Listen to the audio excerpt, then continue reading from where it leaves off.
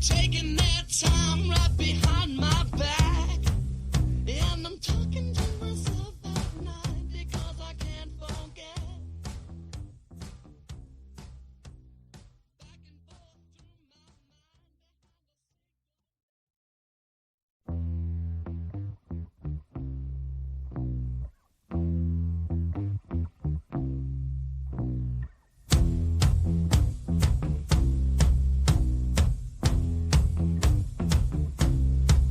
I'm gonna fight 'em all. A seven-nation army couldn't hold me back. They're gonna rip it off, taking their time right behind my back. And I'm talking to myself at night because I can't forget. Back and forth through my mind.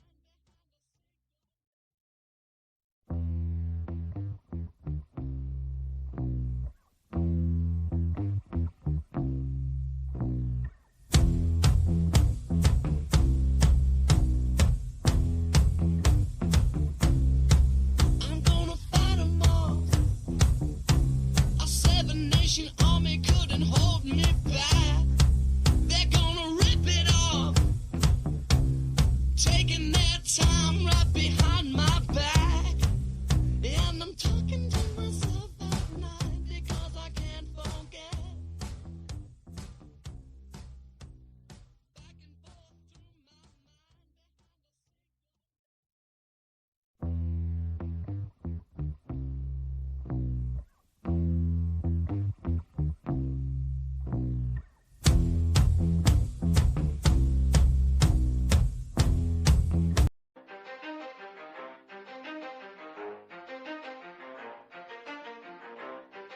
You ready? Let's go. Yeah. For those of you that want to know what we're all about, it's like this, y'all. This is 10% luck, 20% skill, 15% concentrated power of will, 5% pleasure, 50% pain, and 100% reason to remember the name. He doesn't need his name up in lights, he just wants to be heard, whether it's the beat of the mic. He feels so unlike everybody else, alone in spite of the fact. All I do is win, win, win, no matter what. Got money on my mind, I can never get enough. And every time I step up in the building, everybody hands go up. And they stay there, and they say yeah, and they stay there. Cause all I do is win, win, win. And if you going in, put your hands in the air, make them stay there. Ludacris going in on the verse, cause I never been defeated and I won't stop now. Keep your hands up, get them in the sky for the homies that ain't like it and my folks locked down. I never went nowhere, but they saying Luda's back. Blame it on that contour, the hood call it Luda Yak. And I'm on this foolish track, so I spit my foolish flow. All I do is win, win, win, no matter what. Got money on my mind, I can never get enough. And every time I step up in the building, everybody hands go up. And they stay there, and they say yeah, and they stay there. Cause all I do is win, win, win. And if you going in, put your hands in the air, make them stay there. Ludacris going in on the verse, cause I never been defeated and I won't stop now. Keep your hands up, get them in the sky for the homies that ain't like it and my folks locked down. I never went nowhere, but they saying Luda's back. Blame it on that contour, the hood call it Luda Yak. And I'm on this foolish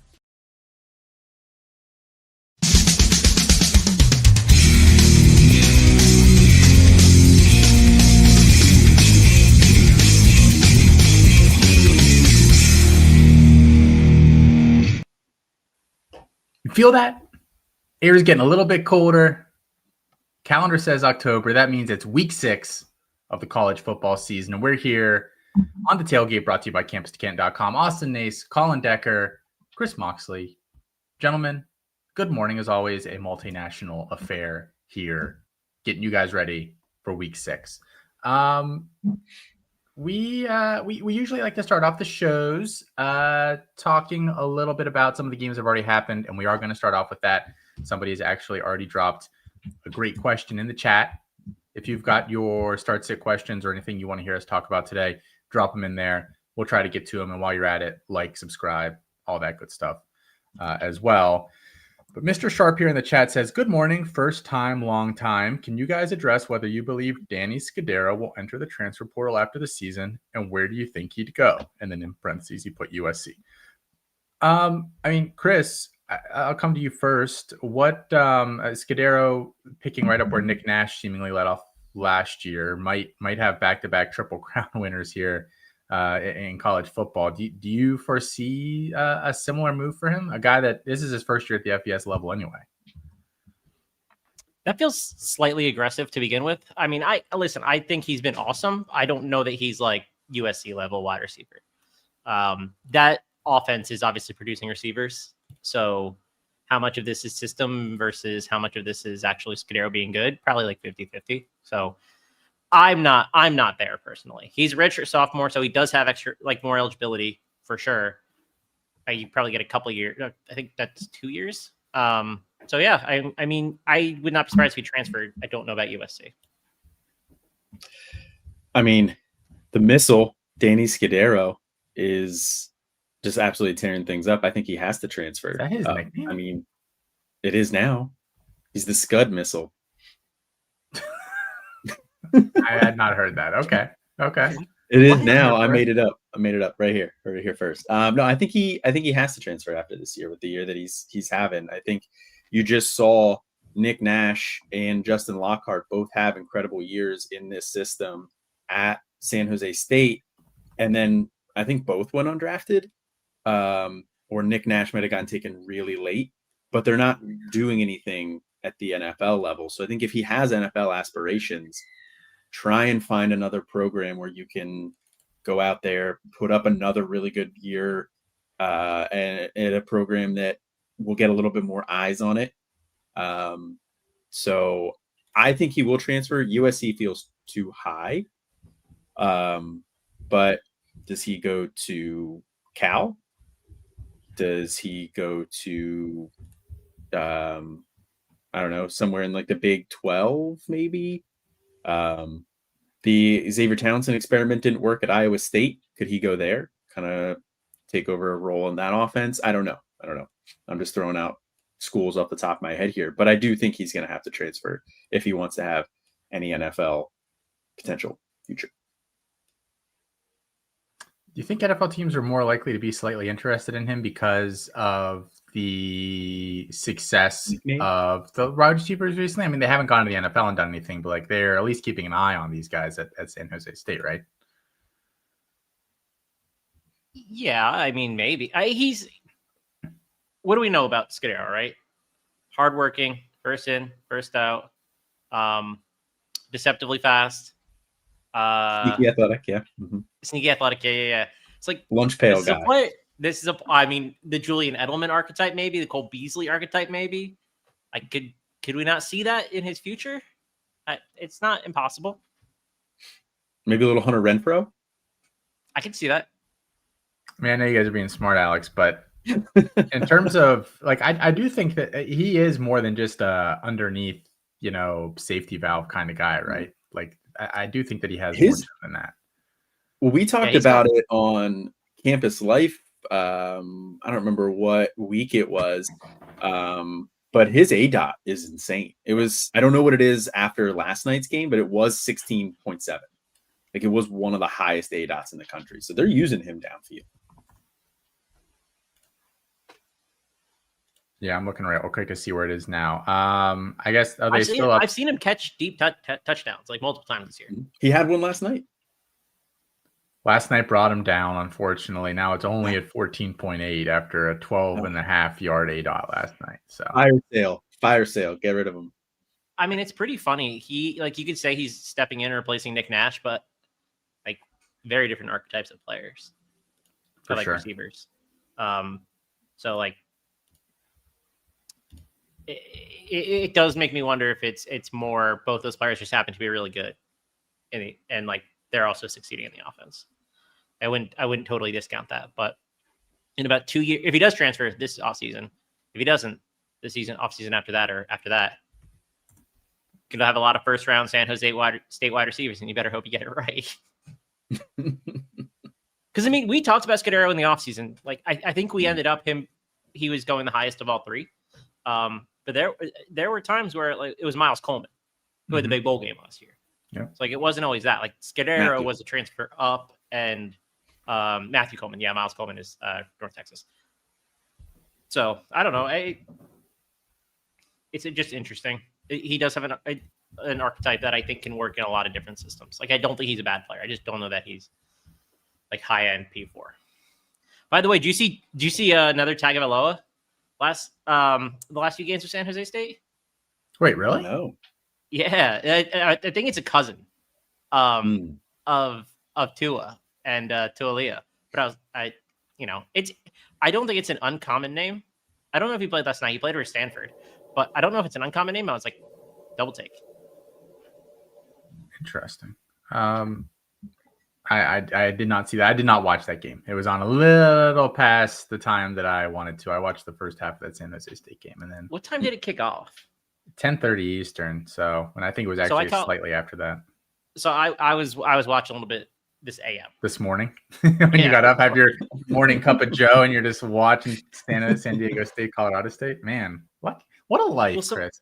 Some of these games kick off at like 4 a.m. here, and so like you wake up at 7, and it's like okay, you got like the third and fourth quarter sometimes of a game. Like I remember waking up and being like, New Mexico might actually cover this game, and they did not. But like, I can't imagine having to think about New Mexico covering at 7 a.m. So bless your heart, Chris. Bless your heart. All right. I don't think there was a lot of other notable stuff from last night's games. I mean, I think they kind of all went as you'd expect, the performances that you'd expect, et cetera, et cetera. So let's just get right into the rankings here today, especially because that's what the people are coming for anyway.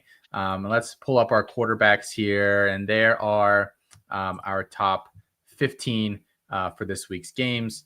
Colton Joseph is our top projected quarterback this week against Coastal Carolina there for Old Dominion. Marcel Reed at 2. Sawyer Robertson, what a season he's been having there, at 3. Parker Navarro at 4. Damon Williams at 5. Cedric Bailey at 6. Baron Morton 7th. I think that one's interesting, coming off the injury there for him. Josh Hoover 8th. Brendan Sorsby 9th. Blake Horvath 10. Ty Simpson 11. Carson Beck 12 in that big game today, probably the biggest game of the day against Florida State. Brad Jackson 13th against Arkansas State. Collins guy. Liam Zarka, Chris Moxley's guy at 14. And I'm sure he's going to have a lot to say about Mr. Liam Zarka there. And then Jalen Daniels at 15. Chris, yeah, I mean, we always come to you first. You are the mastermind behind the rankings. I mean, you can talk Zarka, you can talk whatever. I don't want to limit you if that's not where you want to go. It feels pretty chalk. Like at this point, we're kind of playing the players that we think are good, and then plus guys in good matchups. Like nothing in the rankings really shocked me at all this week when I was pulling them together. I did think it was funny to see Colton Joseph number 1 though. He's been hanging around the top 5, but great matchup, and Old Dominion's been playing awesome. Liam Zarka is an interesting player. I don't know why they didn't start him to start the season. Like we were doing the Josh Johnson experiment, which when we've seen it didn't work. Now he's playing well. Like he's been really efficient, like super, super efficient. I don't think that's going to continue, especially against Navy. But I think the rushing is going to be there today. And the total in that game is like 52. So it's not like you're not going to see some points. I mean, I don't know that they're going to get to 52, but yeah, I think Zark is pretty interesting. Colin, thoughts? I think Baron Morton is a tough one at 7, given the injury and given the way that Will Hammond played. I don't know. I don't want to say how long of a leash Morton has or whatever, but like, I don't know. I feel like they might put Will Hammond in there a little bit. At number 7, I get it. I'm starting Baron Morton in one place because I just traded Byron Brown away and he put up a 50 burger. So, naturally. I'd like to know what you got back because that might sting on a Saturday morning, but here nor there. It does sting a little bit. Yeah. I got back Bryce Baker. So it's a team that's not The competing QB right 3 now. on UNC. QB 4 maybe actually. Yeah, we'll see. We'll see. We'll see how Max Johnson looks today. I have a feeling we might see some Bryce Baker in the near future. But anyway, yeah. So getting that 50 burger hurt a little bit. But point being, like Morton, I get it, and I'm rolling him out there too. But I have a little bit of a hard time trusting him. I understand. This is the time of the year where if you bought some of these MAC and lower tier school guys, like this is the season where you finally get to kind of unleash some of these guys. You know, we talked about it. Navarro didn't necessarily have a ton of problems with some of the tougher games in their non-conference, but you're going to see a lot of these names start popping up where maybe they played, you know, Texas A&M, Georgia, and you know, insert other P4 team here. I do have a league that I literally, this seems like quarterback apocalypse week. I do have a team where I have to start Will Hammond. What are the odds that Baron Morton plays the whole game? Is it, you know, we You know what? I bet we see Hammond for a snap because Morton can't. Morton will get dinged up at some point. So you better just hope that that's like a 60-yard rushing touchdown. My fingers are firmly crossed here. And then I mean, Carson Beck against Florida State. He is coming off. I think they had a bye last week, but the week before that against Florida, he kind of had a stinker. I mean, do you think there's a chance? I know Florida State isn't defensively the same level of squad as Florida, but do you think that there's a chance that happens again here? So Beck is interesting because I think there's an injury there that they're not reporting. And that kind of gives me pause because I'm not exactly sure what it is or like how affected he is by it. What level of tinfoil hat are we talking about here? He looked really off when we saw him last. Like there was something like not on his, like he didn't have the zip on his passes that we had seen, I think, previously. Does that really matter today? Maybe not. I mean, I don't think Florida State secondaries or Florida State's defense is any good. Most linebackers are terrible. Secondary's not great. I would start him personally, but like there is a level of risk, I think. I don't know what the injury is, but I have a feeling it's something related to his surgically repaired Tommy John arm. Oh, maybe. Yeah, that's very possible. So Todd asked in the chat, if you guys have got start set questions, again, feel free to drop them. We try to get to every single one of them. Todd asks, Alonzo Barnett versus Georgia State or Eli Holstein versus Boston College. And this is as good of a time as any because I did have to go in and adjust the ranks this morning that Eli Holstein has reportedly been benched and will not be playing, or at least not starting today for Pitt. No kidding. Huh.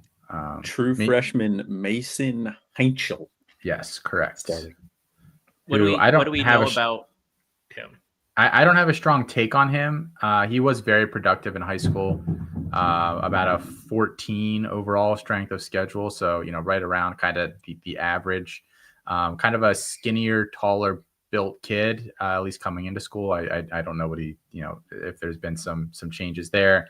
Decent arm strength. You know, beyond that, I don't think there's a huge scouting report on him. I will say we have Alan True. Did he play in the Pennsylvania prep division? Or no, he's from Ohio. Oh, okay. So, but I honestly don't know that much about Ohio high school football, like overall, if you ask me about the leagues. So, I will say Alan True does a yearly show with us. And he mentioned Heinchel is one of his favorite sleeper quarterbacks in the class. So, there are some people, at least that like him. So Barnett by default, I think it was the long way to get to that answer. And I actually am rolling Barnett out there today with some decent confidence over, one or two other like okay plays today in a couple of spots. I kind of like that matchup a little bit. I think they're ending the Matthew Slika experience a little That'd bit. Be cool. You won't hear me complain about that. Yeah, I like that there. So then let's see. So I wanted to ask real quick about this quarterback situation in general, though. So I've watched Pitt this year, and like I don't think the numbers Yeah, I know. I don't think Holstein's numbers are even close to like how poor he's played. Like I think he's been dreadful, and I think I said the same thing last week. So is the offense a Holstein problem, or is the offense they figured out Cade Bell within a year and like it's downhill now? Because like there are productive players here. Like Des Reed is interesting when he's healthy. Raphael Williams is interesting when he's healthy. Like in spot stars, you have Kenny Johnson's. Like there are players here. I don't know what to expect, I guess. I mean, for anybody listening that doesn't know or watching that doesn't know, I am a Pitt alum and a Pitt fan. I think it's a little column A, a little column B in terms of figured out the offense, but I think the offense can work if you've got somebody back there who's not just constantly effing up, which has been Eli Holstein's MO since about week 6 last year ish. So yeah, I mean, future tight end will Eli Holstein. which is literally a take that we did have from his days as a recruit. So yes, potentially he almost fooled us into believing there for a little bit. But yeah, I don't have a lot of expectations for Heinz just because again I think I did have him like graded and stuff last year. It wasn't terribly high. He did not make the supplemental guide that we do in the offseason. Correct. And I might have been the only one that even graded him. And I only graded him actually even because of Alan talking about him. Otherwise, I really don't think I would have. It was his only Power 4 offer. Correct. Yeah, I should have mentioned that as well. Yeah, so. real who of MAC teams and Liberty. So yeah. So I had him as my QB 39, which wasn't terrible. Over guys like Luke Nickel, trying to think Dash Byerly, some of these other guys that went to some bigger schools. So I didn't think it was bad, but yeah, didn't seem crazy special. So who knows? This is an offense that is supposed to put up some QB points here. So Mac Dad Fun Forever says dumb to go Hawkins. I'm assuming he's talking about Michael Hawkins over Hoover. Hoover crushed me last week with 3 red zone picks. I mean, Chris, just my take on it seems like this is one of those, do you favor the matchup and the offense that comes in, or is the fact that Hawkins has not looked capable really as a quarterback in the times we've seen him in the past? Who does Oklahoma have? I know it's a Kent easy matchup. State, I believe. I would go Hoover. Hoover's also got a really good matchup. And I've said this quite a bit with like handicapping this game, but I think TCU is going to try to score like 70 points today. Like you remember 2 years ago, they were 20-point favorites, lost outright to Colorado coming off their big season. It was Dion. I remember? It was Dion's first. Yeah. Yeah. So worst day of my life. Yeah. I think we're going to see a little bit of TCU poured on today if they can. So I think Hoover's in for a big game. The hilarious part is that I think that Colorado in some of these matchups is potentially always a spot to get dumped on if a team can do it because of how some of the other schools that play them feel. Colin, do you agree with that? Hoover over Hawkins, by the way? Yeah, I would go Hoover over Hawkins. I get the appeal to go with Hawkins here in just a super soft cupcake matchup. But I almost feel like they're going to run the ball a lot in this one. Which they have not been able to do effectively for large stretches throughout the season. But it's Kent State. It's Kent State. I feel like I'm not starting any running backs either. I'm probably not starting anybody in this matchup outside of maybe Deion Burks. Because the Oklahoma spreads the ball around a lot, but I think it's just getting a little bit too cute to go Hawkins over Hoover here in what is, like Chris said, a good matchup. I think you just need to flush the Hoover game from last week and just like, it's a blip. Just like ignore it moving forward. Same thing with Damon Williams, right? Like Damon Williams had a down week for you too. If you started him, like, you got to roll him out against Maryland. And I thought Damon Williams actually played well in that game. Like I did not think he played poorly. He did. Yeah. I thought so too. His hats weren't there. All right. Let's move on to our second set. I see some other questions coming in and we will get to them, guys. So don't worry about that. Let's go to our QB 16 through 30 here on the day. Caden Velkamp starting it off here at 16 versus Rice. CJ Carr, that Notre Dame offense, passing offense, been been pretty good over the past few weeks. They're at 17 against Boise State. Jalen Kitna. I guess we'll leave off his nickname. At least our nickname that we use for him at 18. Yeah, exactly. And Julian Sayin at 19. Dylan Lonergan against Pitt at 20. Chandler Morris, 21. Blake Shapen at 22. Brendan Lewis at 23. Owen McCown at 24. Gunnar Stockton, 25. Caden Salter, 26. Thomas Castellanos, 27. AJ Swan. And that whole App State offense is going to see some of those names here today looking to bounce back against Oregon State. Anthony Calandria at 29 and Kate Klubnik at 30. Feels a little high for Sayin, Chris. What do you think? Yeah, it does. Their implied team total is high. I don't know that I feel that comfortable starting him in this position, to be honest, but I understand why it's there. He's just game managing the offense straight up. Like I have not really been like super impressed with what he's doing, but game managing an offense with Carnell Tate and Jeremiah Smith, like that's probably going to get you 250 and 2, maybe 275 and 3-ish, like most weeks. And it's a high floor play, but again, I don't think the ceiling's there, especially compared to some of these other players around him, right? Like I think CJ Carr could have a really big day. CJ Carr has been really good, actually. I think Dylan Lonergan can throw against Pitt. Like he's throwing for 300 yards a bunch. Like Jalen Kitna, who took a plea deal, is able to throw against the Army defense, who stinks. So like less of a sex pest than was originally charged. Jalen Kitna. This doesn't quite have the same ring to it, you know. I don't like UAB for a lot of reasons, but they have a good matchup today, and I think they could actually keep it close versus Army. So like their players are in a lot of my lineups. Colin, can the Clemson offense bounce back today? Do we finally get an explosive game from Clemson coming off a bye against a UNC team that isn't very good? What do you think? Yeah, I think this is the bounce back spot, and I said it before against Georgia Tech, and that didn't work out too well. Never wrong, just early. But yeah, exactly. I do think this will be the bounce back spot here against North Carolina. That's not very good. Coming off a bye, you hope Antonio Williams is healthy again, and everybody is going to want to bring. All the coaches are going to want to bring their best against Bill Belichick. So I could see them. I could see Dabo getting in his bag a little bit. So I get why Kate Klubnik is down at 30, but I do feel pretty good starting him. And I would feel better starting him than I would Julian Sayin. I agree with Chris. I think Sayin's like a floor play. But he's not going to get you any rushing, and how many other guys on this list here could get you 275 and 2, 275 and 3. And again, we do have to remember there's a lot of bye weeks this week. It feels like, especially for some of these top QB options. I would love to put Cade higher than he is, because I tend to like, I think this is a get right spot for Clemson as well.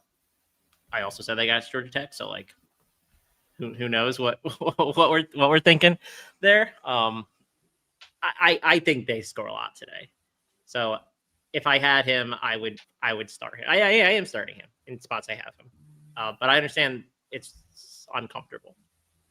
And we know Dabo and that offense like to run it up when they can. I mean, they did it a bunch last year. Yeah, 7-5 Clemson with 40-point wins over like UNC and Stanford. That looks great. Lewis says start to Miller Moss, CJ Bailey, or Kevin Jennings. I think I go Jennings. Jennings get Syracuse. That's a soft matchup. Yeah. The risk that you're running there is that Syracuse can't keep up offensively, and Jennings, and they just go ground and pound like the second half. Unless you think the Ricky Collins experiment last week for 3 yards 3 points was anomalous, which it could be. It's an early data point. That's the word that I have with Jennings. I get that. I still think I go Jennings, and I think I go Bailey against Virginia Tech. I do think this Virginia Tech team is bouncing back a little bit. They showed a little life last week. Or did they NC play State Virginia Tech last week? Gets Campbell. They get Campbell. They got Virginia Tech last week. That's right. So yeah, I definitely Bailey over Campbell then. Against Campbell then. I don't know. I have a hard time trusting Miller Moss. Miller Moss sucks. I feel pretty good about seeing Jada Maeva at USC versus Miller Moss, because the whole time we felt like he was better, and it took forever for him to get benched, and he finally did, and we're seeing the results. Moss has been better than I kind of thought he's been actually this year. Like, I thought he was throwing for like 250 a game. He threw for 339 against Pitt last week and 316 the week prior. That was Bowling Green, but still. I don't know that I want to start Moss either. I agree. I think you go Jennings and Bailey. I didn't realize it was start 2. I thought it was start 1. So there's also the risk. Listen, the same risk that applies to Jennings applies to Bailey, but Bailey, I think, is really dynamic with his legs. So I think it's more certain that you get there with him. All right. Let's move on to our running backs here. And I see we do have some running back questions, so we'll just work those right in as we're going through, guys. Bryson Washington topping our rankings again here this week. Again, taking on Kansas State today for Baylor. Aljay Henderson at 2. Emmett Johnson at 3. Dalen Smothers at 4. Rashad Dubinion at 5. Jeremiah Love off a 4-touchdown performance at 6. Jonah Coleman at 7. Robert Henry at 8, Justice Haynes at 9, DeMond Claiborne at 10, Gregory DeRogers at 11, Desmond Reed at 12. We can talk about whether that projection still holds with the Desmond Reed is officially out. Oh, did he get ruled out too? Okay. Yeah, as of like 15 minutes ago. Okay. So, wow, Pitt. I'd sit all your Pitt guys. I saw somebody asking that. Not an encouraging start there. Jamari Taylor at 13, Turbo Richard at 14, and then Le'Veon Moss at 15 here. Chris. Where do I want to go with this one? There's some pretty good matchups this week for running backs, like at the top. So it's kind of hard to like pick between some of these. Like, I'd love to, like, Robert Henry could easily be the RB1, and we have 8. That's a great matchup against Temple. I think like UTSA's offense is going through him right now. McCown's playing not great. The receivers are all hurt, like coming back from hell. Is Claiborne playing this week? I think he is. I think he is too. I saw that they were leaning yes, but I haven't seen like a follow up on that. Yeah, when he's healthy, they give him like 30 touches a game. He seems to get banged up quite a bit, though. Yeah, he does. He's every year. Yeah. I think you start him. Washington has a red flag for questionable next to his name, does he? I don't know the Washington injury. I didn't think there was one. So it could be, and he's just probably probable.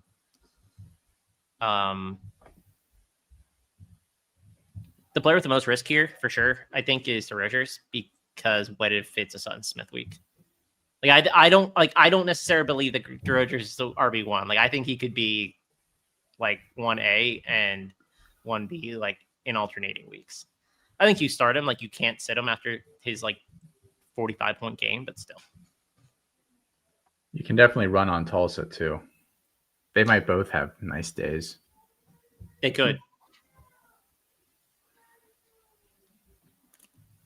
Colin, I know somebody's talking about the red flag next to Bryson Washington. Would that deter you from playing him today? No, I think he's been banged up like kind of all season, and they've been rolling him out there. So I think I would still keep rolling Bryson Washington out there, because the time you sit him is the time he's going to go for 170 and 2. So I think you got to roll him out there. I will say I do want to publicly apologize to Le'Veon Moss after last week. I said never Le'Veon Moss. I was thinking about that all day. Awesome game. So I get why he's ranked 15 here. And they did have Mississippi State did let up a decent number of rushing yardage there to the 3 running backs at Tennessee. So I get why he's at 15 here. I still can't get there with Le'Veon Moss, but maybe that's just my personal bias holding me back here. I don't know. He's been good. He's been healthier than I have expected. Last 2 weeks, he's been really solid for you. Well, I guess 3 if you go back to Utah State, but like that wasn't a big performance. Todd asks Anthony Hankerson versus App State, Javon Ducker versus UTSA, or Jevin Jackson versus Army. He needs 2. I can just say, looking at the projections, they're all projected within about half a point of each other for this week. Feels a little toss-up-y to me. I don't know. Do you guys have a lean on that? So I like I said earlier, I like the UAB offense. Today, I think they can get it done versus Army. I'm just not impressed by Army, and the offense is actually okay. Defense is what's terrible. I like Javon Jackson. He's utilized in the passing game quite a bit. He probably gets between 3 and 5 targets. I think he's like an okay player too. I mean, he was a good transfer up for them, and I think he's been fine. They've had some tough matchups, so he hasn't really exploded quite yet. Jay Ducker is interesting because he is getting bell cow usage, but he's getting bell cow usage for Temple, so he's averaging like 3 yards a carry. I don't know. Do you guys trust the Oregon State offense? No, I am out of trust for all of those guys except for maybe Tawi Walker. I just like Trent. Trent. Trent. Yeah. Thank you. Oh my God, it's just exhausting watching this offense that's so bad. And Hankerson was a player who's being drafted as a top 5 running back. And I'm like, what are we doing here? The offense is terrible. And like, I just don't think you can trust him. I don't know. I agree. Absolutely Cornell good Hatcher, matchup for them. I just don't know. Yeah, Cornell Hatcher even looked pretty good last week too. So it's not like Salah's hurt, so it's gonna get Hankerson's gonna get like more usage. Like I just think it's hard to trust anybody on that offense. So I would also go with Ducker and Jackson. Hankerson's averaging 3.4 yards per carry this year. It's not great. And the only time he ran for more than 74 yards was against Fresno State. And he ran for 5.4 yards per carry. Cal, 2.8. Texas Tech, 1.1. Oregon, 2.7. Houston, 3.2. The Malik Murphy effect, baby. Like, he's been terrible. He's one of those players. A sinking tide lowers all ships. Is that what's the opposite? Beaches all boats, yeah. Yeah. He's like, when there's a tsunami coming and like all the water gets sucked out, brought out to the ocean. That's Malik Murphy in his offense. Right. Hankerson, this is actually like an interesting philosophical question. Hankerson is one of those players that you drafted highly. We're now 6 weeks into the season. Like you have to like start making decisions that are based on this season results only. He's one of those players. There's a couple of them, and he's definitely one to me. All right, let's get into 16 through 30 here. Mark Fletcher at 16 against Florida State. Jacoby Williams at 17 taking on Houston today. LaShawn Williams at 18. Devin Mockabee at 19. Cam Edwards at 20. Alex Texa against Air Force there for Navy at 21. Dominic Richardson, I think you guys established last week, is about 45 years old. He's here at 22. Sia Bangura at 23. Qua Ashley at 24. Dylan Edwards at 25.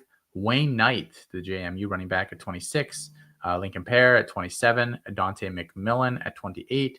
Isaac Brown against Virginia there for Louisville at 29. And then Kajan Owens against UConn for FIU at 30. Dylan Edwards had a little bit of a bounce back last week. At least had that one real nice long touchdown run. Are we getting back in a little bit on him?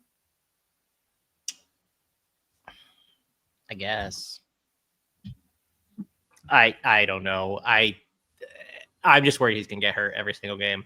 I really am. Like I just they want to give him all these touches, and he isn't a feature back. Like, he's not feature back size. He can't handle a huge workload. So at some point, like, it's got to give, I think, in one direction. Yeah, he's startable. I think Baylor's defense is terrible. I think you can run on them. So, like, I think he could break a couple long runs, even if he only gets like 12 or 13 touches. That's kind of the situation you're in. He seems healthy. Great. So, I don't know. Thought it was interesting that we had 5. Anybody on Kate? I don't. I don't trust anybody in Kansas State. Like, Avery Johnson's playing terrible. Do they have a backup there? They don't have a backup they can go to, right? Like, they just have to ride out the Avery Johnson experience. I don't even know who the backup is, actually. Like, off the top of my head. They brought in a kid in this class who's kind of rated highly, didn't they? Did they? I don't remember watching a K-State kid this year, but I watched like 80-something quarterbacks last year. I could be very easily forgetting. I don't know, but Avery Johnson's been terrible.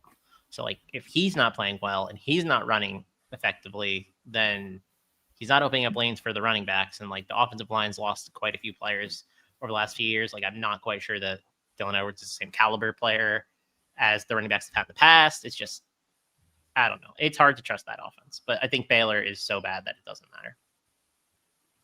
LaShawn Williams might have let some people down last week in kind of a smash spot. So we talked about some trust issues earlier, Colin. Do we have trust issues on LaShawn Williams in this Kansas offense? It seems to have a different name.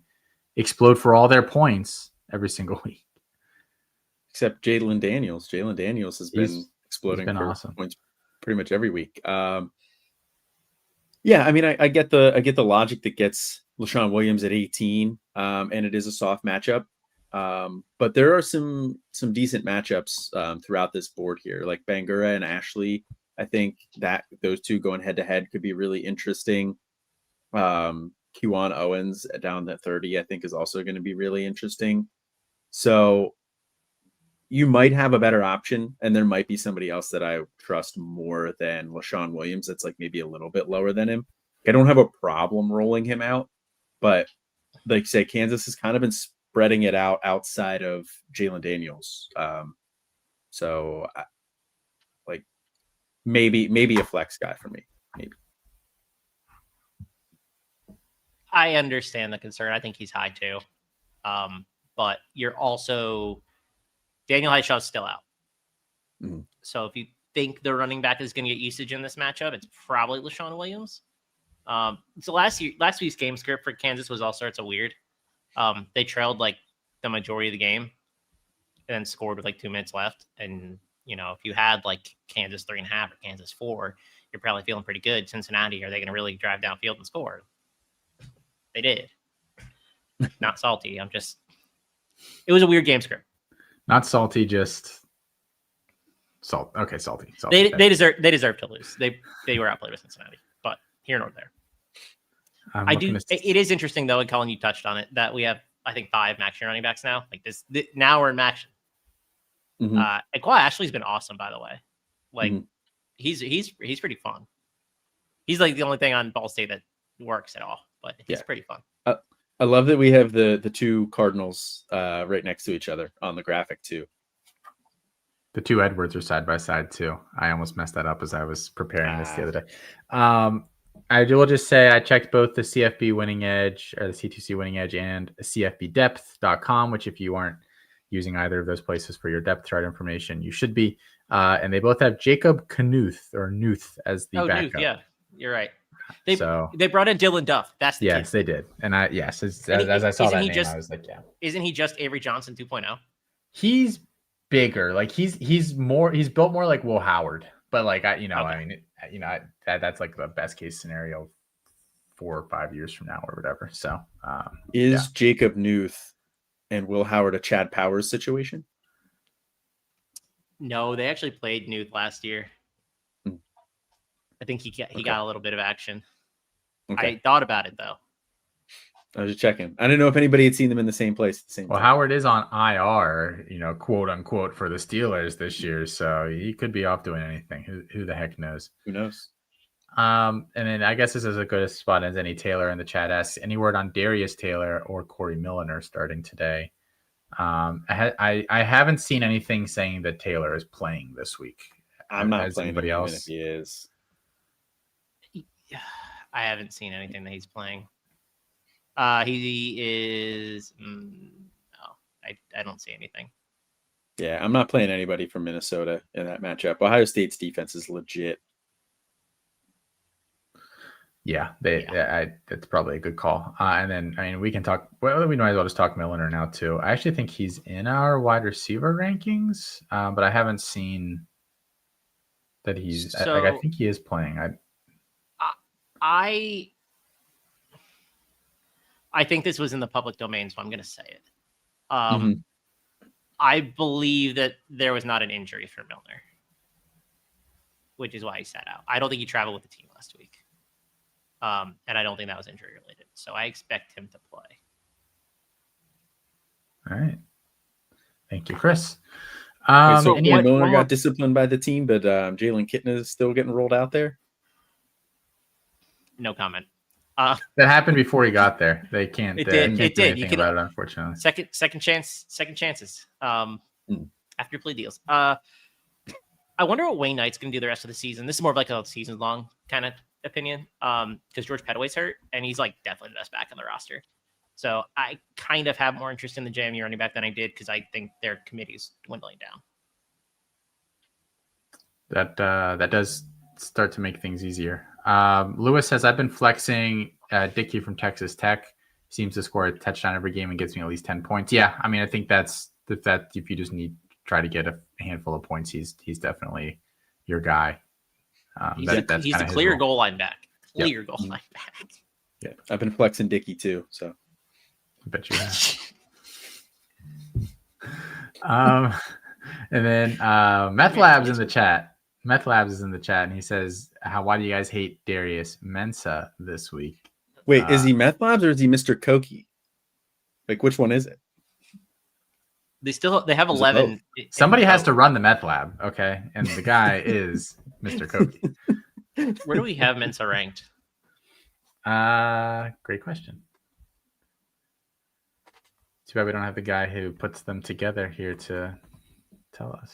I'm just kidding. 43. Okay. So I am using my wife's computer. My computer is basically broken.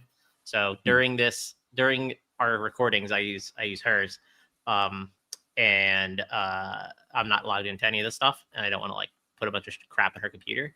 So I don't have the rankings in front of me. Are you calling campuscam.com a bunch of crap?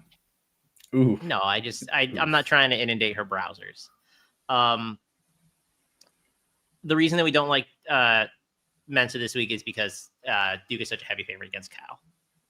Or no, why don't we like Mensah this week? I was thinking of UCLA. Let me see where the numbers are falling short, because that does feel kind of low for him.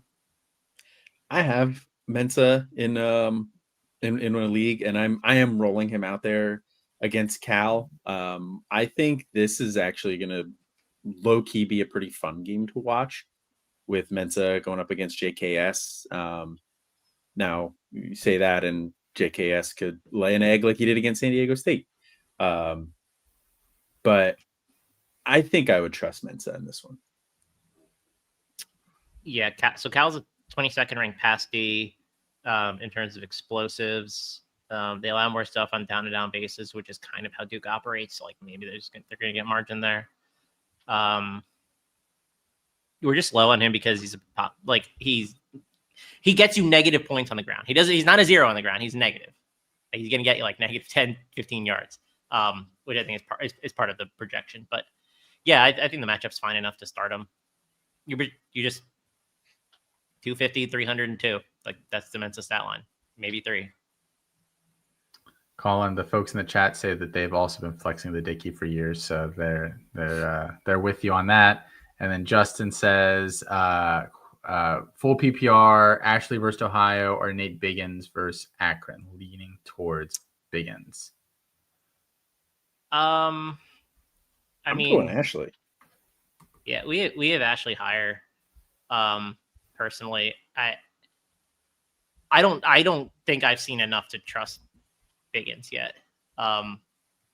His points look pretty good in back-to-back weeks, but he had like a 90-yard touchdown against Wagner, and I think that kind of like a receiving touchdown. He gets a little receiving work, but like not 90-yarders. So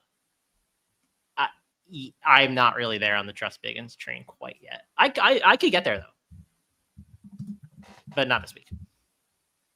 I'm going with Qua. And Andrew just mentions that LJ Henderson had a bit of a shoulder issue at the end of the game.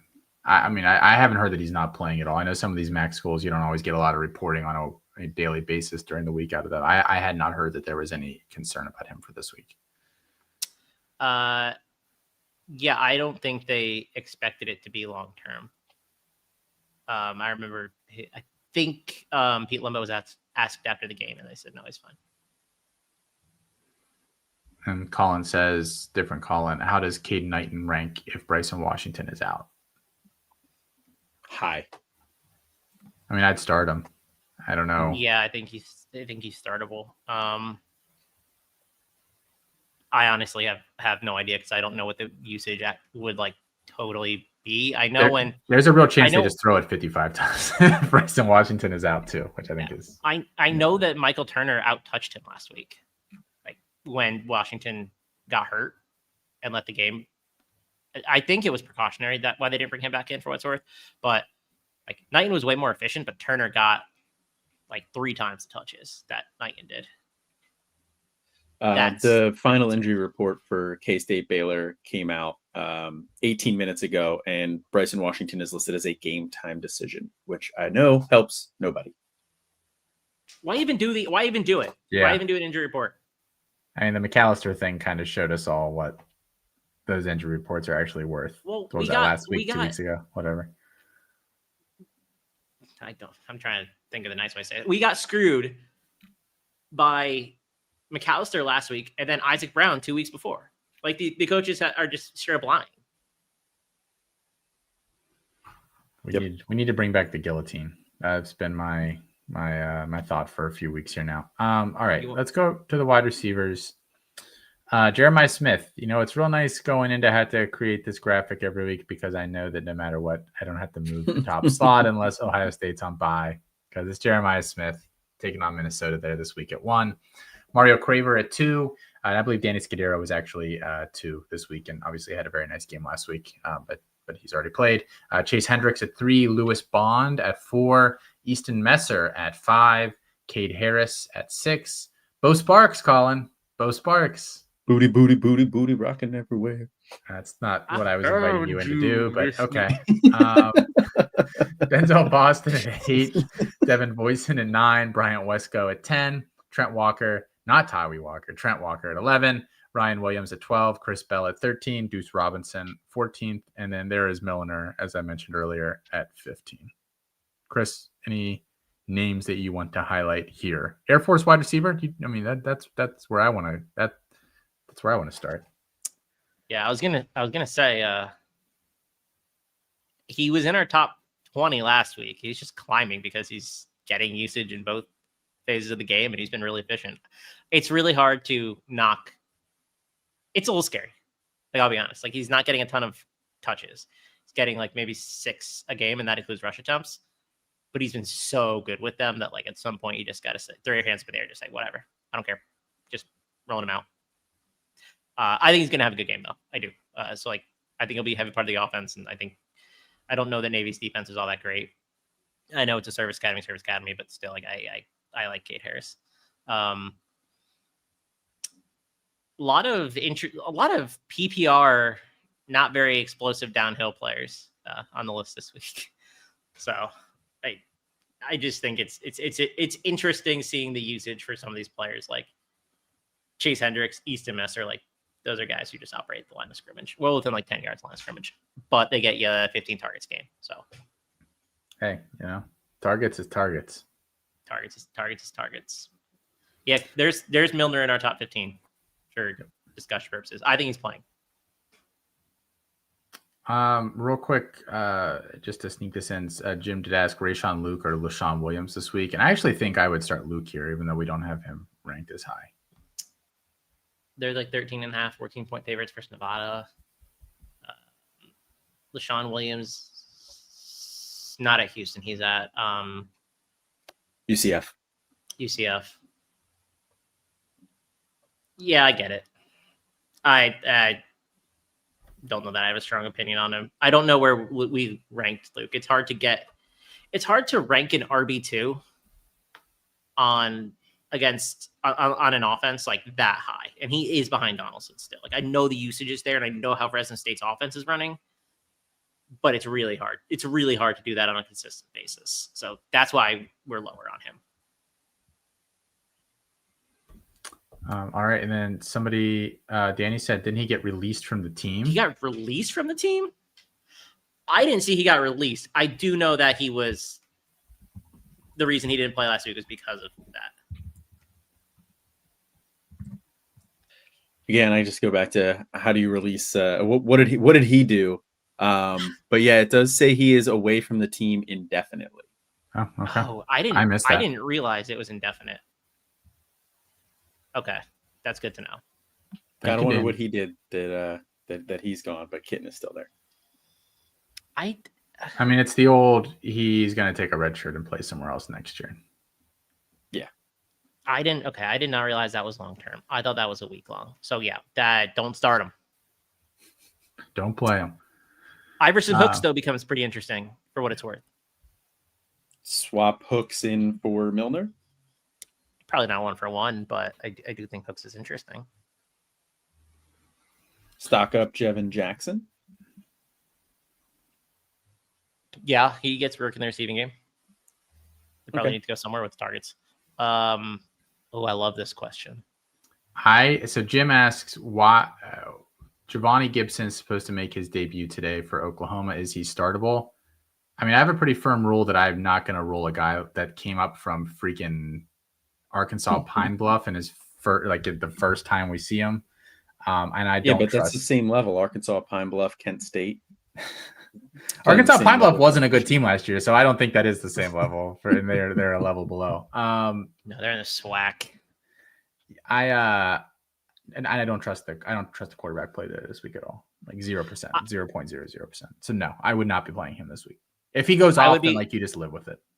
I'd be a little surprised if he got more than 15 snaps coming back from injury. It was something with his foot. So no, they probably broke his leg, didn't he? Oh, it was the leg. Yeah. That feels kind of early to come back. I don't know. Broken leg? I don't know. In the spring, he broke it. Didn't he? Wasn't it in the spring? I don't remember. I don't know how late. I'm not a PT. I don't know how long legs breaks happen. If you told me it was 6 months, I'd believe you.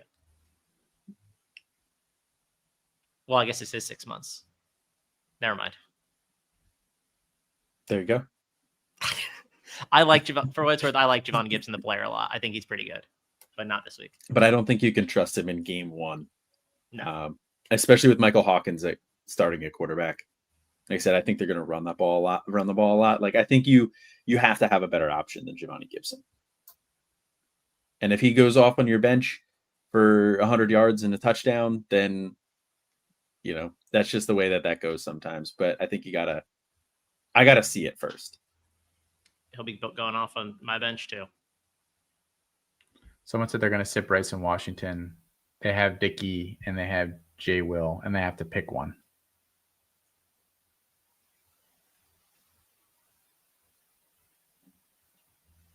Cool. Good talk, guys. Any thoughts? I mean, we were just talking about Flex and Dickey, but I do think that I would prefer Williams out of the two, just because Williams' usage is a little bit better. Gets some work in the passing game. Dickey's mostly around the goal line, so you're really relying on a touchdown from Dickey, and I think he can get it. But Jay Will can, get the long touchdown. He can get some passes. Like there's just more outs with Jay Will. Yeah, I if one of those players is going to get a 0, it's probably going to be Dickey. Not that I'm rejecting it. I'm just saying, I think your point about the floor is 100%. All right, let's talk our final wide receiver grouping here. Cortez Braum maybe the go-to guy there at Memphis. If we For can, sure, the go-to guy at if Memphis. we can call it that. He's had what two nice weeks in a row. I think as the run that he's on currently. They take on Tulsa. Skylar Bell for UConn at 17. Hank Beatty at 18. Coy Eakin at 19. Dalton Stroman at 20.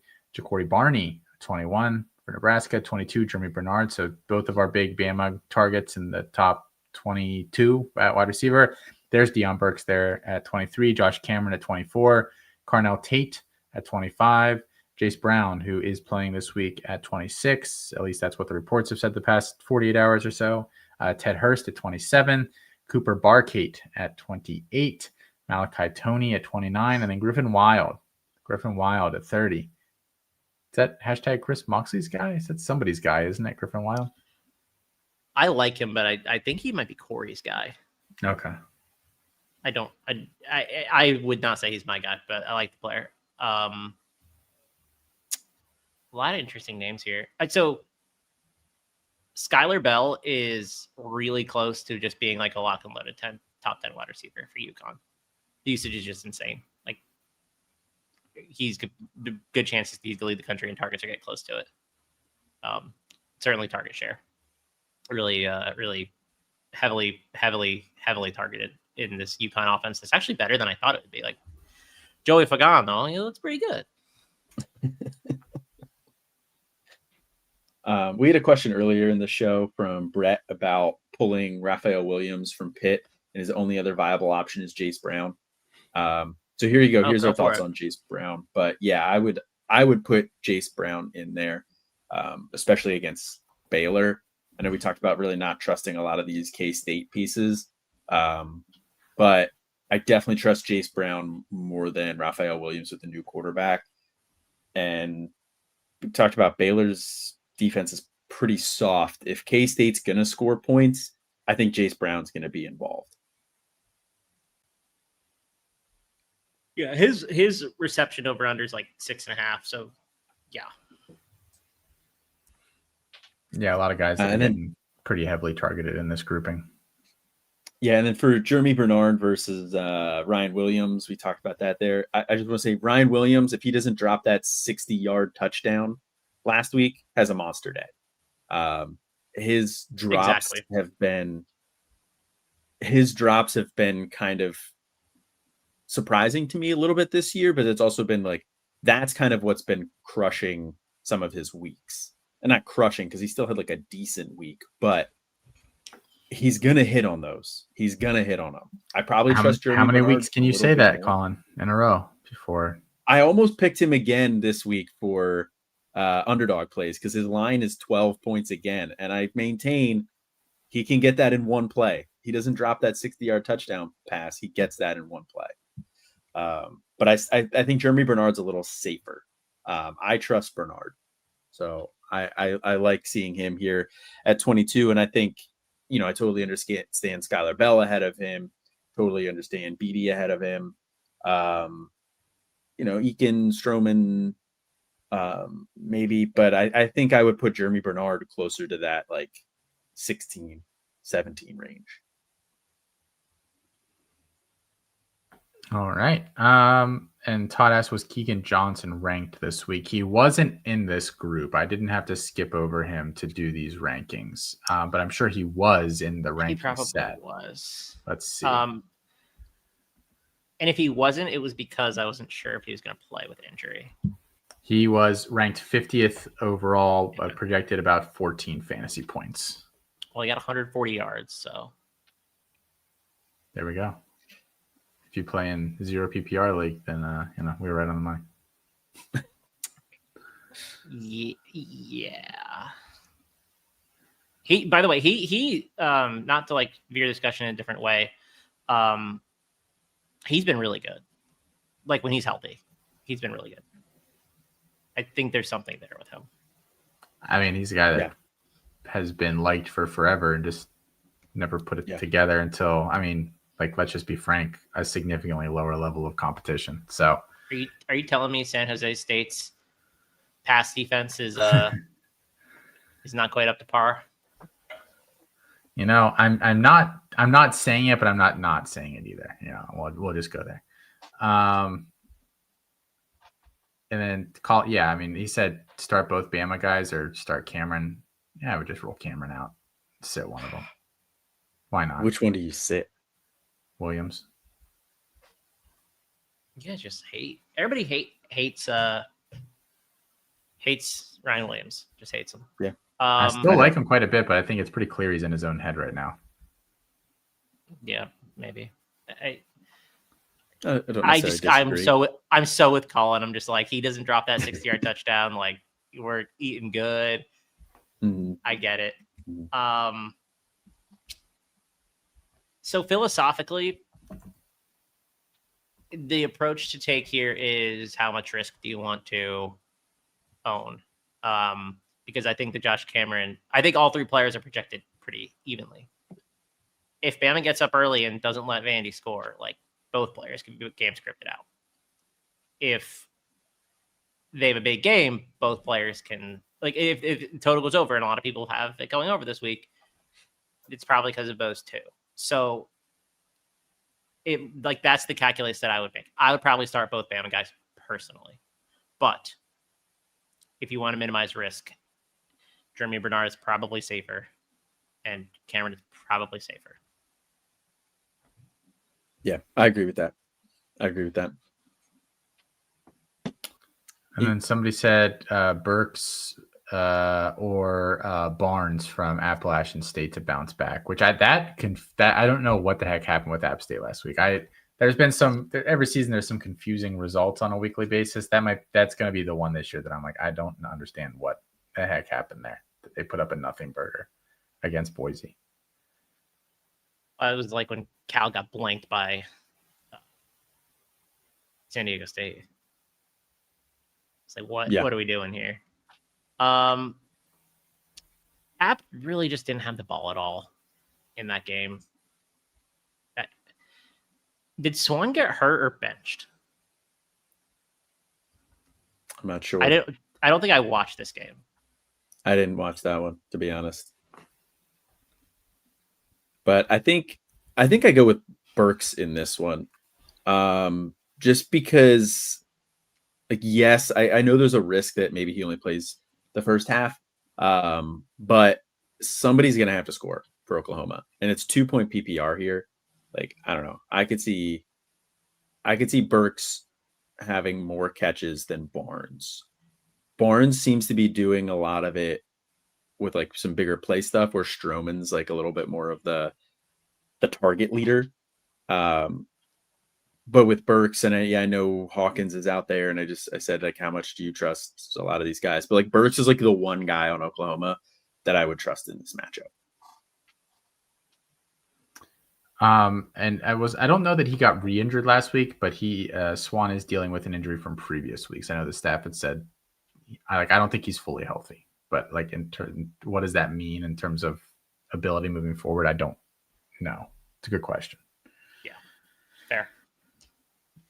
I don't know that the backup is any good, but, like, hasn't been great circumstances for him either. So who knows? All right, let's go on to tight ends here. Sorry, Todd, we don't do any rosterbation here on the show, so we're not going to post that comment. Sorry. It's a family show. Family show. Tight ends, Eli Stowers. It's so funny. The top, like, 7 or 8 guys are the same every single week in just some sort of slightly modified order, and for good reason. They've all been pretty good this year. Although a couple of them, Sadiq and a couple others on bye. Stowers has the top spot this week. Justin Jolie at 2, Jaron Kanik, and I think that's an interesting one in terms of trust level at 3, Michael Trigg at 4, Terrence Carter at 5, Tanner Koziel at 6, Mason Minnie at 7, Eli Raridan for Notre Dame at 8, Dorian Fleming 9, and Jeremiah Franklin 10, Isaiah Cummings for App State at 11, Seydou Traore at 12, Lance Mason at 13, Joe Royer at 14, and then John Michael Gillenborg versus UNLV at 15 to round it out. I don't have a lot to say here. I think that group at the top, Mason Minnie continues his surge up the board here. Beyond that, I don't any thoughts on these guys? Joe Royer is borderline unplayable,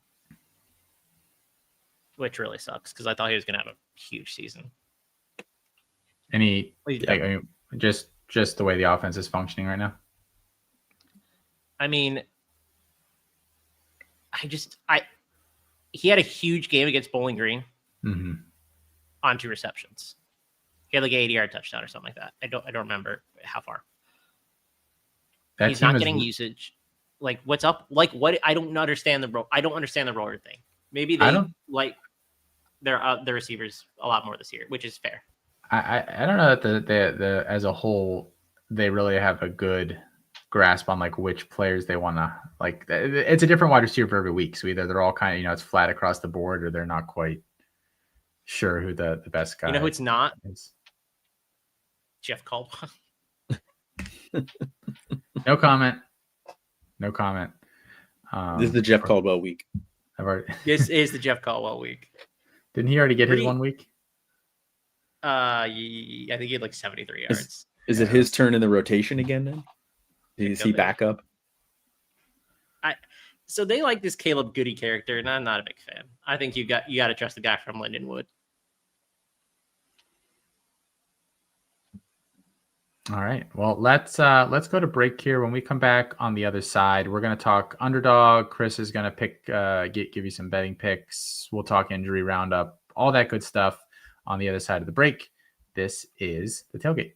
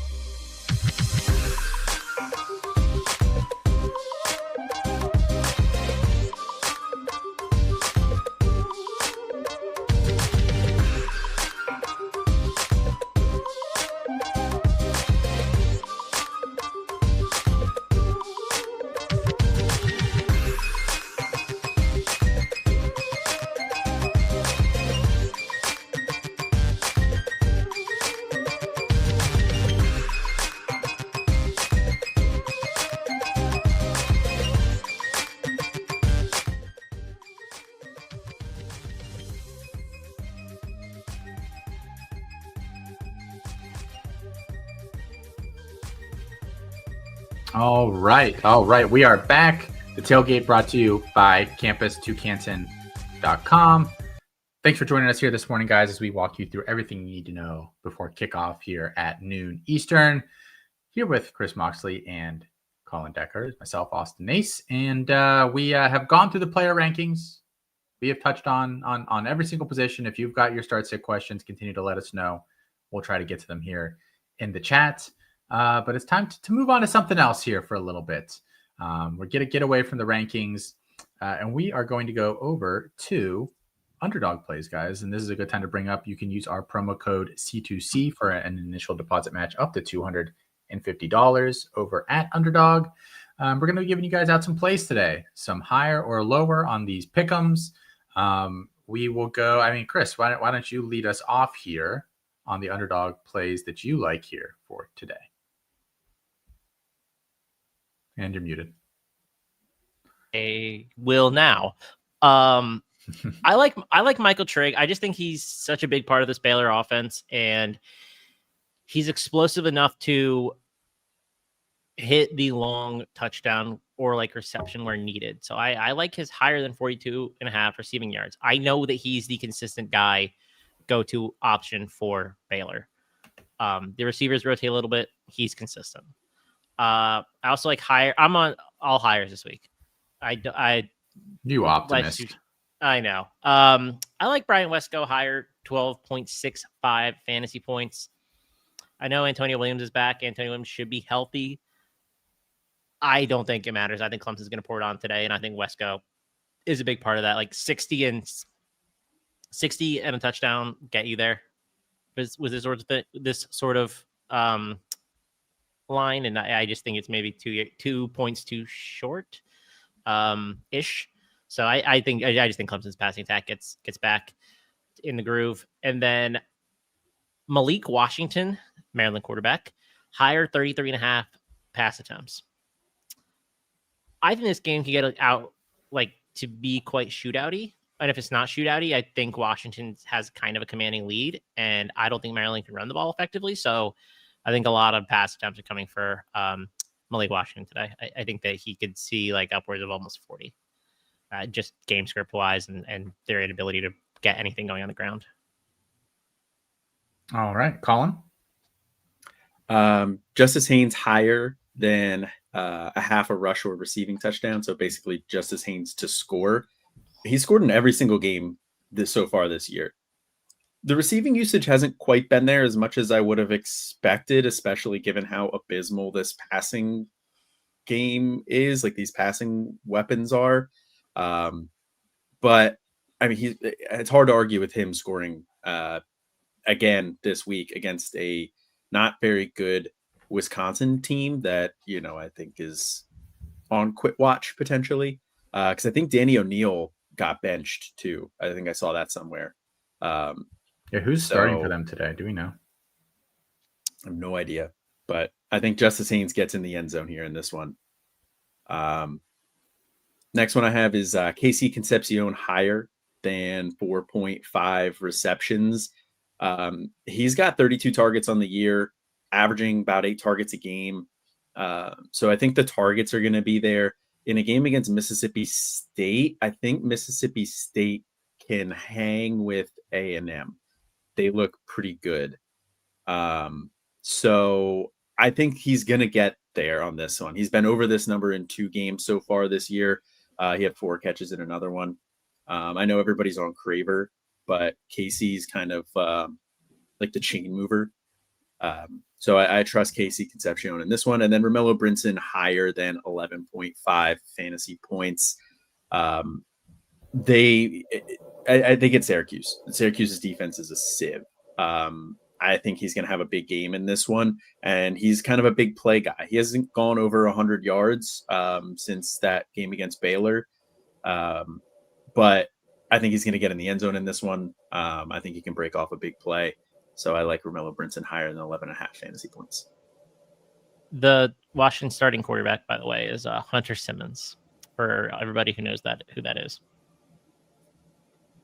Yeah, new name to me. So yeah, Nathan dropped that in the chat. Thank you, Nathan. So I Man, you guys are all going higher. I do have a lower here today. Cutter Boley lower than 33.5 yards is his longest completion.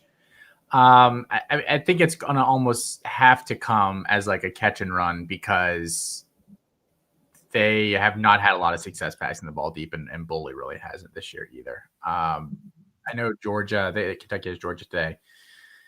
I know Georgia has been beat deep a little bit, but I mean, I think there's a difference between getting beat deep by Chris Brazzell and getting beat deep by whatever is on Kentucky. So Hardly Gilmore. Yeah, I mean, I don't think that they have the dudes there to make that one happen. So I like lower on that. We mentioned Griffin Wild earlier. I like higher than 60.5 receiving yards, and I debated for a while between his receptions or his receiving yardage. I believe receptions were at, I want to say 4.5. I feel a little better about receiving yards. He's been over that in 3 of 4 games this year. And the one that he wasn't was I forget who it was. One of the tougher matchup that's been on this schedule. I think Oregon was the matchup. He didn't go over that, and he was still pretty close. He's kind of the focal point of this passing offense. I think this is a game where they're going to be able to move the ball a little bit. So I like him higher than 60.5 receiving yards there. And then DeRozier's. I know we were talking earlier about him and Sutton Smith. If you think that this could be a Sutton Smith game, then his total is like 40 yards fewer than this. So certainly cycle back. I actually think both of those backs for Memphis could potentially go higher than on their rush yards today in a game that I think Memphis is going to be able to kind of just run at will and take this one pretty easily. So those are my 3 here today. All right, Chris, some betting picks this week. I want to win some money. Colin, do you want to win some money? I always want to win some money. Okay, cool. Well, yeah, then Chris, can you win us some money today, please? I don't know because we went 0-2 last week. No, that's not true. That's not true. We went 1 and a push because Tennessee pushed 7 against Mississippi State. They did, which going into overtime, you can take them where you get possible outcome. Take them where you get them. Well, I guess the best possible outcome would have been second overtime where you have to go for 2, make it 8, and then Mississippi State doesn't get it. Anyway, I think Tennessee should have covered that anyway, regardless. Let me see what's still available because a bunch of stuff moves on Saturday mornings. Okay. I like this one a lot. TCU team total over 34.5. I basically gave the handicap for this earlier, which is essentially I think TCU is going to just run it up on Colorado every which way they can. I don't think Colorado defense is all that great. I think it's better than it maybe has been in past years, but not to the point where you can stop them. And I think TCU has a lot to prove after a really poor showing last week as well, especially Hoover. So I think we see a total that's closer to 38 or 41. The market's moved against me on this one quite a bit. There's weather impacts here. It feels kind of gross, but I like Michigan State plus 13.5 versus Nebraska. It's basically saying the wind, which is between like 20 and 30 miles per hour, hurts Nebraska more. And I don't know or hurts Michigan State more. And I don't know that that's true. I feel like it hurts Nebraska's offense more than it would otherwise. I think Michigan State isn't great at running the ball, but neither is Nebraska. And you're now asking them to like keep this game outside of 14 when there is weather and both are grounded. Like both will have to run the ball more than they want to in neutral game scripts. So like, it just feels like kind of a big number given how the Nebraska offense wants to throw and have not really gotten much push. Like their offensive line is bottom 45 and a lot of grades. So I just think it's too big. I gave this out earlier in the week at 12.5. Now 13.5. So great. Somebody disagrees that has a lot of money. Yes. Exactly. So I like this. A lot of the stuff that I like got smoked this morning. Like I loved Boston College plus 7, but that was before the whole scene news, but that's not available anymore.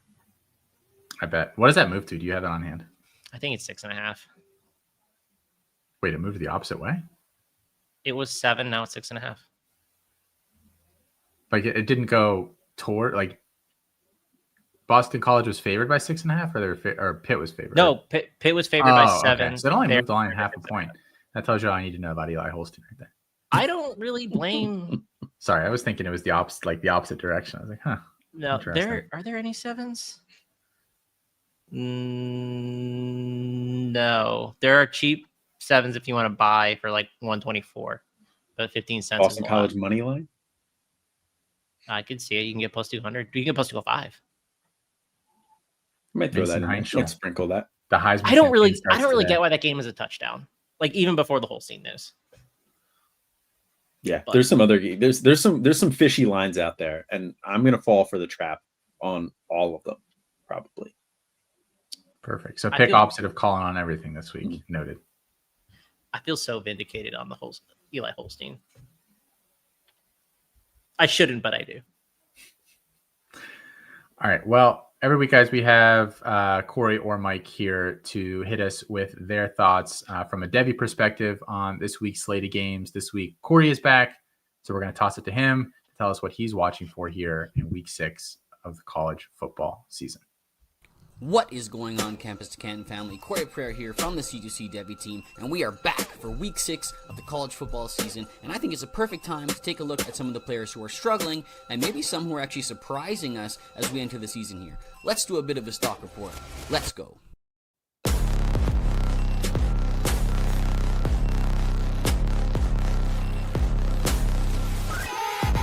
Now let's start off with a freshman who is on the rise. And I'm not talking about Maryland quarterback Malik Washington or Cal quarterback Jaron Q-Segbutele. I want to bring some light to some names who are deserving of some more attention, starting with Duke running back Nate Shepard. He is currently the leader in the freshman class in rushing yards and receptions out of the backfield in the Power 4. He's 5'10", 200 pounds. He's a track athlete, which has helped lead to some explosive plays early in the season. His 14 10-plus rushes are second in the ACC, despite having less than half the rushing attempts of the leader. It's crazy to think what these numbers might be if he had gotten more than 15 rushes through the first 3 weeks of the season, but his workload has only started to ramp up recently, culminating in last week's 201-yard, 2-touchdown effort against Syracuse, where he earned ACC Freshman of the Week honors.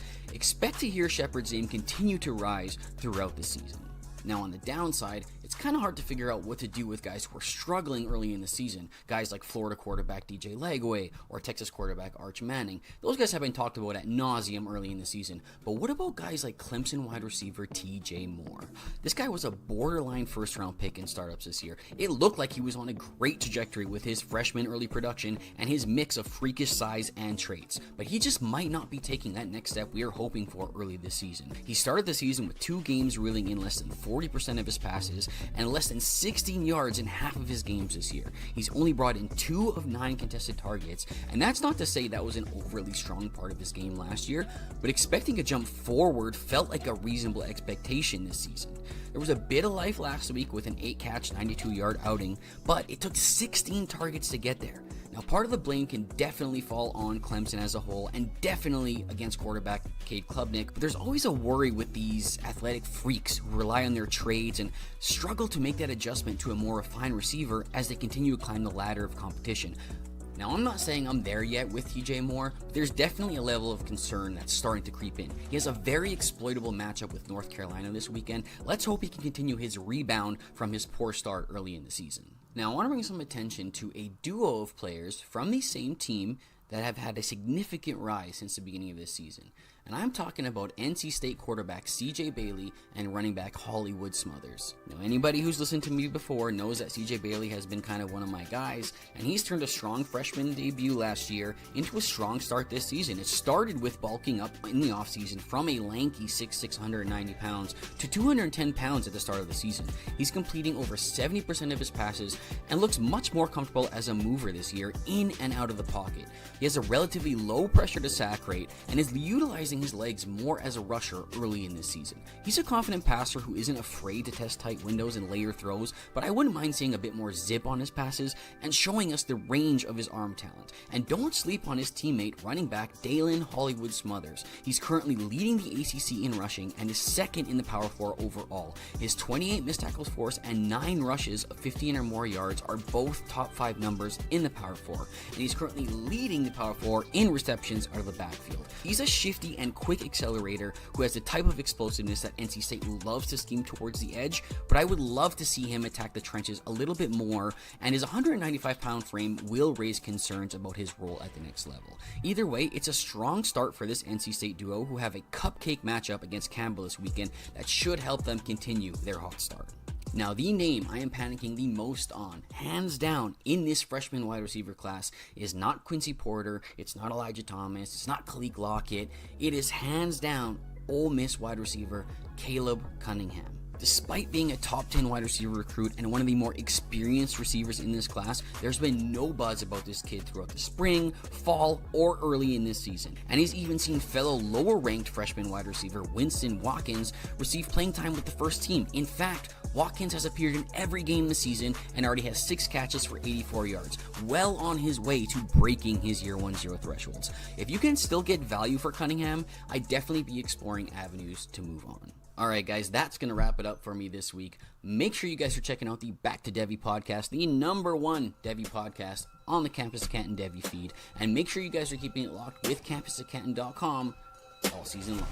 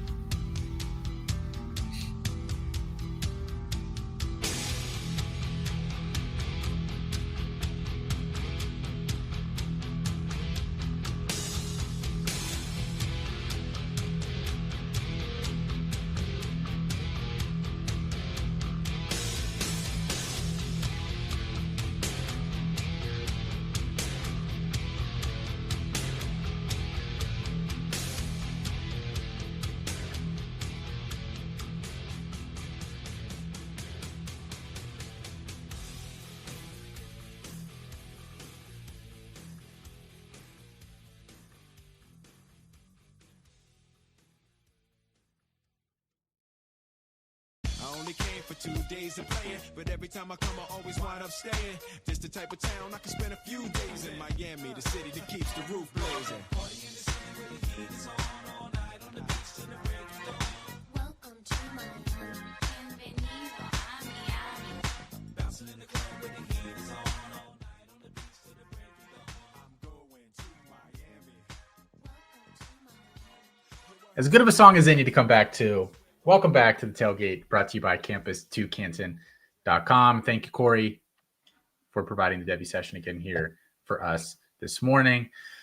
Chris Moxley, Colin Decker, myself, Boston Ace here, leading you guys right up to kickoff here at noon. Get those questions in if you guys got them. It's really funny. We were just talking about this behind the scenes as the Devy session was playing. And now Todd says, just as a heads up, it looks like Javon Decker is now listed as possibly out. So, and we are about to hop into injury watch here, so we'll lead it off with that. Yes, so Jay Ducker, I think maybe you sit him today. I would think, especially because it's not like he's been a must play when he's been out. You know what I mean? It's not like it's if he's out there, you roll him out there, right? Yeah, I agree. All right. Let's hit some other injury items here. Some of them I've already talked about. Some of them we haven't, so we'll make note of them. Let's see. Desmond Reed is out per the availability report, although I guess it is noteworthy that somebody said that he is on the field and in uniform. So Didn't he do that last week? I don't remember if he was on the field for warmups or not last week, honestly. I thought he was in uniform, I guess. I was not around for Here's like a the half thing. hour before games yesterday or last weekend. I'm not really convinced that he's that hurt. Here nor there, you can't start him this week, but like, kind of wonder if we're going to see a red shirt. Maybe. I mean, I wonder how effective he is in an offense that isn't just like we're going to dump the ball off to the running back 80 times, Like, I don't think he's Agree. that special of a player as a Pitt alum and Pitt fan, but I digress. And I guess on a related note, Eli Holstein is out for today, benched. Gio Lopez out. Max Johnson is starting. I don't know how much that's impacting your lineups, but worth noting.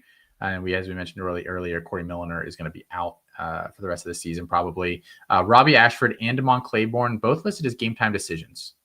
both listed as game time decisions here for today for Wake Forest. What are we doing with that, Chris? Claiborne's always hurt. Like, Yeah. I think Ashford's going to play. I think they're both going to play, but like, yeah, it sucks. I don't have I wish I had an answer because like when Claiborne's healthy, he's like a 20+ point guy. I have him starting in a couple lineups personally. Yeah, I've got him in a few as well. So hopefully, fingers crossed, he's fine and does something today. Bryson Washington, as we mentioned earlier, game time decision. Hogan Hansen not warming up, tight end there. So if you were relying on him today, maybe not. Those are kind of the big ones. Danny O'Neill not playing today as well. Any other? Drew said, is John Michael Gillenborg going? I don't know. And that game is later, right? So I don't know that you'll, like, if you've got other options, you might have to rule him out there already. And, hope that he does. I don't know. I think he's playing for what it's worth. I don't think it's that serious. But he's also not been great this year. So, like, if you have another option, like, I wouldn't be afraid to look elsewhere. Yeah. And Todd did just say, like, so do you play Hankerson? And I think you kind of have to, I think is what he had asked us earlier. So, yeah. Andrew says DeGraff from Washington or Burkle from Iowa State over Gillenborg. DeGraff hasn't really been that good this year. Yeah. I don't know how much DeGraff. I don't know how much the tight end is a focal point of a Jed Fish offense as a whole. Quite frankly. Yeah. Who is the other one? Gabe Burkle's kind of being phased out of the offense in recent weeks, isn't he? The past couple, he hasn't had a huge week. No. I think I would probably try to make it work with Gillenborg if I can. All right. I think he's going to go too. Bryson Washington first in line for warmups. I'm playing Bryson Washington where I have him personally. I am too. I don't know why, like, even worse than quarterbacks this week. Like, I've got teams that I'm ruling out some real bad stuff at running back because of the buys this week. So honestly, I don't really have a lot of other great options on some of these teams. I mean, I have one where it's either Aeneas Williams or Kedrick Riscano because I've got like 8 guys on behind. So not great. Hankerson or Hail Mary? What's the Hail Mary? It's like full of grace, like Dr. plays, or just leave it empty and hope that something happens? I'm not sure I understand what Hail Mary is. Dustin Brune. Oh, there's Chris. Brune time. You got way too excited on that. I mean, I like it. It's Brune. It's Brune time, baby. I don't. Is his first name Dustin? I thought it was Duncan. Again, I'm not super well running backs of MAC teams, but Brune did okay last week. 57 yards, seven carries. No, I would go Hankerson. All right. We have a little bit of time. We can roll through the rankings again here just to make sure anybody who's tuning in here late can see what we've got. Can we answer this question in the chat real quick? Oh, did I miss one? Sure. Put it up there. Who has been the biggest first round CFF bust? Mekhi Hughes. Yeah, I think that answer kind of takes the cake. I have a lot of Mekhi Hughes. Yeah. I don't know. I don't know what happened there. We had a small discussion in the C2C Discord, and I had mentioned, someone had said like dropping Mekhi Hughes in rankings, and I was like, I'm hesitant to do that though because I think he's going to leave. This was pre-decision that he's sitting out. I was like, there's a real chance that he just leaves and goes somewhere else and is fine next year, and I think that's going to be the case. So I thought he was good. Like, I thought he was a good running back, and not being able to get on the field for Oregon at all, like, I don't know. It's really weird. Hankerson is the second option. Dylan Edwards too, because he can't stay healthy. A lot of pretty bad running back selections in the first round of drafts this year. Yeah. Colin says he has an auction where he took Hughes, Joyner, and Dylan Edwards. Season was toast from the jump. 70% of the budget, I'm sure. I have Mekhi Hughes, Dylan Edwards, Joyner, like some version of those in like probably 30 or 40% of my underdog teams. So Good thing you I'm came waiting back on to the all- U.S. for those couple of weeks to jam in all those drafts, right? Yeah, that was a smart decision. uh, Oh, don't worry, Jeff Caldwell's been top owner receiver too. things are going well on the Chris Moxley underdog side of things. Do you want to share how you're doing? I don't know. Is- I can't access. Oh, you can't even open it. No. Interesting. So It's going to be a I will- mystery when you get back to the States. I will say, Ian Strong is one of my top roster players, and he's been pretty good. Missed on Daniel Jackson last year. Ian Strong was Daniel Jackson 2.0, and I think we hit it. So hopefully he's healthy. And then Drew says McEwen or Eric McAllister. McAllister, I guess this is injury watch, but on the opposite side of things, and someone must have just typed this into the sheet. Yeah, I think it was last night that Eric McAllister and Kaborian Barnes are both supposed to play today. And how much will they actually play? I think it's going to be an interesting thing to watch. McEwen's the one that's been decent this year for UTSA, right? Amador's the one that hasn't done anything. Am I correct? I get those two confused all the time. McEwen's been fine. Yeah, he hasn't been amazing, but yeah, he's been. Amador's been banged up a little bit, right? Yeah, Amber's been hurt. So I would go McEwen. I think I would too, but at the same time, man, Eric McAllister is one of the biggest enigmas this year. You probably started in the first 2 or 3 weeks of the year. He get a nothing burger. He was probably on your bench when he went off for 252. And then you probably started him last week and he doesn't play at all. If you sit him this week, he's going for 153. And if you start him, he's going to get one target and then sit. That's basically the Eric McAllister experience. I don't think you can play him, period. You have to be in a pretty deep league. I have Eric McAllister on one team, and I lost the week that he had a big week. I have Eric McAllister in a couple of places. So, you know where I have a lot of Eric McAllister? Underdog.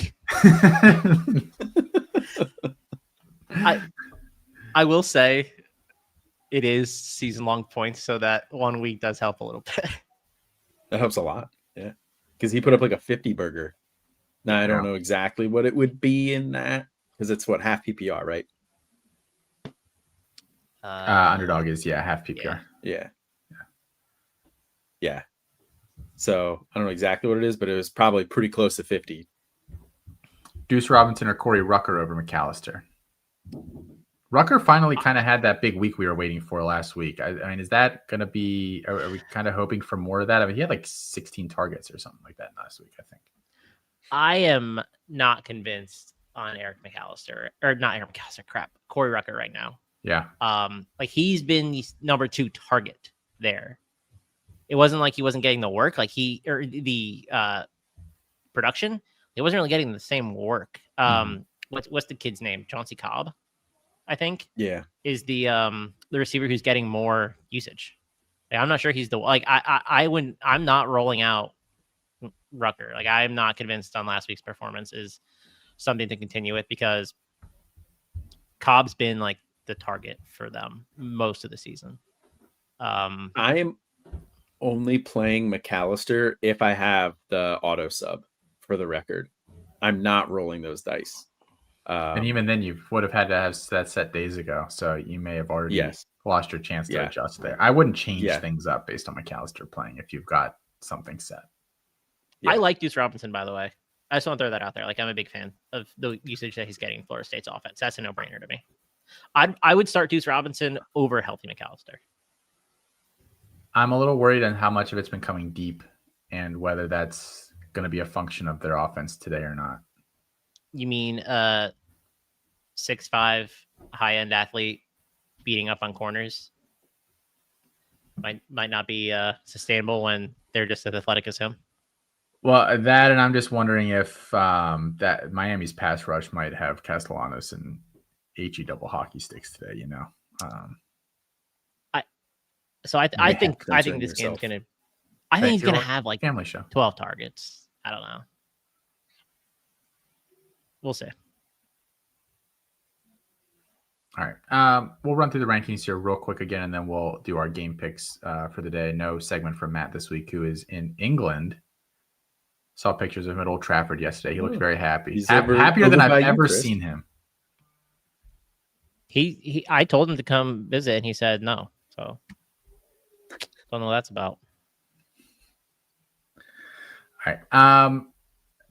Real quick, guys. Quarterbacks: Colton Joseph, Marcel Reed, Sawyer Robertson, Parker Navarro, Demond Williams, Cedric Bailey, Baron Morton, Josh Hoover, Brendan Sorsby, Blake Horvath, Ty Simpson, Carson Beck, Brad Jackson, Liam Zarka, and Jalen Daniels are the top 15.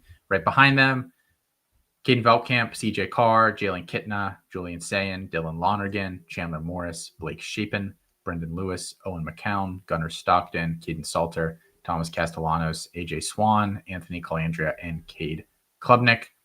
Running back, top 15, Bryson Washington. We've already talked through some of the permutations there. Aljay Henderson, Emmett Johnson, Dalen Smothers, Rashad DeBinion, Jeremiah Love, Jonah Coleman, Robert Henry, Justice Haynes, DeMond Claiborne, another guy, keep an eye on there with the injury stuff.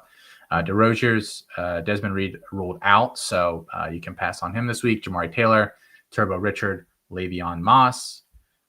Behind them, Mark Fletcher, Jacoby Williams, LaShawn Williams. As far as we know, no relation, but we like to spread, false news on that. So A lot of Williams brothers. The Williams brothers. Yeah, the Edwards brothers are on here too. Devin Mockabee, Cam Edwards, Alex Texa, Dominic Richardson, Sia Bangura, Kwai Ashley, Dylan Edwards, Wayne Knight, Lincoln Pear, Dante McMillan, Isaac Brown, and Kajan Owens. Wide receiver, Jeremiah Smith, Mario Craver, Chase Hendricks, Lewis Bond, Easton Messer, Cade Harris, Bo Sparks, Denzel Boston, Devin Voisin, Bryant Wesco, Trent Walker, Ryan Williams, Chris Bell, Deuce Robinson, who we were just talking about, and then Corey Milner is out this weekend for future weeks, so you can disregard on him. Cortez Braum, Skylar Bell, Hank Beatty, Coy Eakin, Dalton Stroman there at 20, Corey Barney, Jeremy Bernard, Deion Burks, Josh Cameron, Carnell Tate, Jace Brown, Ted Hurst, Cooper Barkate, Malachi Toney, and Griffin Wild. And then the tight end, Eli Stowers, Justin Jolie, Jaron Kanik. We didn't really talk about Kanik that much, guys. I mean, just in, briefly, do we try? I mean, we've been talking about trust in this Oklahoma offense. Is that one where if you have another one of these guys, you're sitting him this week? Yeah, I think so. I think I am. I don't hate rolling him out there, but I would prefer one of the other guys on this list, like Mason Minnie, 100% rolling him out over Kanik. I understand. It's fair. There's a top 7 to me, and then there's a drop off. Wow, what did Eli Raridan do to you? Dorian Fleming, I think, could be really good. And you know what? Why don't we just Dorian extend it Fleming to a lot. 10? Because I like Jeremiah Franklin too. No, I'm just Well, what about 11? What about Isaiah Cummings? No, that's where I draw the line. Isaiah B. Cummings. Oh, it's a family, Chris. Come on. It's not my joke. I can't take credit for it. That makes it worse. Yeah, it does. I don't know. I can't expend the most consistent out of all this. Raridan's had down week. Fleming's had down week. Franklin's had down week. Like top 7, where I feel good about projecting if I have one of them. Yeah. We didn't even talk about my guy Lance Mason, who's been blowing up. That's true. That's true. He has been. Do we trust him with Hunter Simmons going though? Can't be worse than Danny Southern O'Neal, right? Illinois. I mean, if they weren't playing Michigan, maybe. Mac Dad, thanks for joining. Even though you're a Ducks fan, that's okay. Appreciate you joining. Colin's a Penn State fan. Don't mind him. Yeah, all right, a little salty. Let's get into some game picks here for the week, guys. And we're going to kick it off here with the Iowa State and Cincinnati game. Colin, that's why good help is so hard to find nowadays. What? Why Let me did it guess. do that? Oh, you did it on all of them. I am so surprised. Download without background. Yeah, transparent background, Colin. Come on, bro. Transparent background. Remember my first day using Canva. All right, we're going without it. Iowa State We've all done it at least once. Iowa State, Cincinnati, 1.5. You try to be helpful. Point favorites. Yeah, it's one of those. It's like if you haven't done it before, you'll mess it up the first time, no matter what. I should have checked it pre-show. Colin's done it 97 times. Always check my work. Always check my work. That's on you. That's on you. That's a fair point. Really, no one. What does Pam say in the office about Michael? She's like, if you can't expect like a baby to do something. I'm messing it up, but like. Yeah, if you give a child, it's just something about asking a child to do something and they mess it up. You can't be mad at the child. But I forget what like the gotta be mad at the person who gave them X or whatever. That's it. Yeah. All right, Cincinnati 1.5 point favorites. Is Lewis asks, is Chris in France at the moment? Chris is in France at all the moments. Chris lives in France. I live in Paris. In the 15th. I can't see it directly, but if I walk about 20 feet. The Eiffel Tower is the end of my street. Like that's kind of where I'm at. Which is pretty darn cool. It is cool. Very cool. I can see the Eiffel Tower from my house. Speaking of Paris, Iowa State and Cincinnati. Can you tell me the bridge that got you there, Colin? I mean, many people say that Cincinnati is the Paris of the U.S. Okay. So I'm picking up what you're putting down now. Yeah. Okay. Cincinnati's a 1.5 favorite against 14 Iowa State here. Chris, who are you picking? I am picking Cincinnati. I have been kind of impressed with what they've been able to do. I think the health of this team is pretty good, and I don't think any of Iowa State's performances have really aged all that well. So I like Cincinnati here, and I like that it's inside of 3. By the way, I do have the quote for you from The Office. I got my wife producer in the other room who heard me. You ready? When a child gets behind the wheel of a car and runs into a tree, you don't blame the child. He didn't know any better. You blame the 30-year-old woman who got into the passenger seat and said, "Drive, kid, I trust you." For the Michael Scott Paper Company. Yeah. Perfect. The perfect analogy here on a Saturday morning. Colin? This is one of those traps that I'm 100% going to fall for. I'm going with Iowa State here. I think Iowa State wins this game outright. Iowa State, I know their performances haven't necessarily aged well, those wins, but they're a gritty team. Rocco Becht finds a way. I think he's going to do it again this week.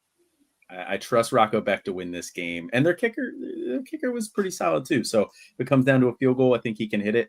Give me Iowa State. Well, we didn't mention it during the injury rundown. So sorry, I thought he was out this week. How did we miss Iowa State kicker on the injury report? Sorry, I don't know who the backup is, so I can't give you that.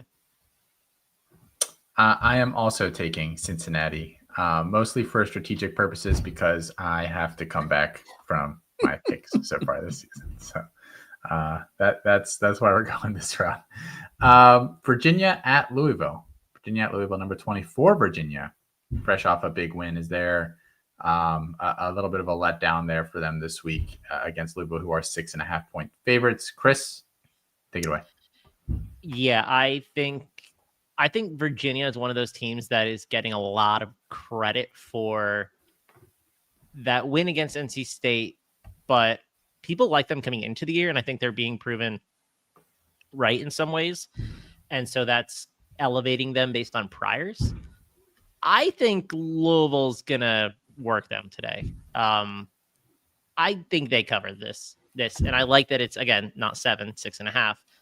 They've been good. Louisville has not been like sexy, but they're efficient in the passing game. They're good in the rushing game when the backs are healthy. I think we're going to see a healthy Isaac Brown this week, and the defense has been rock solid in terms of limiting explosives, especially against the pass. So that's really where I think the bread and butter for this Virginia offense comes through, and I don't know that they can keep up because I don't like the Virginia rush defense at all, and I don't think the pass defense is really that much better.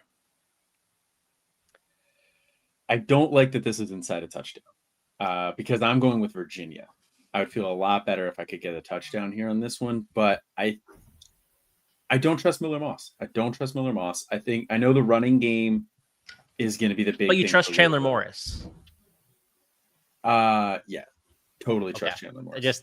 just wanted to confirm.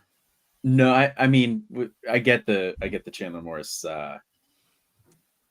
Not necessarily trusting him there either. He's been good. But He's fine. yeah, he's been solid. I think the biggest thing for me here is going to come down to how healthy are the Louisville running backs, and I still think they're a little bit banged up. So I'm going to go with Virginia, but I could see Louisville winning this outright. I don't love it inside a touchdown.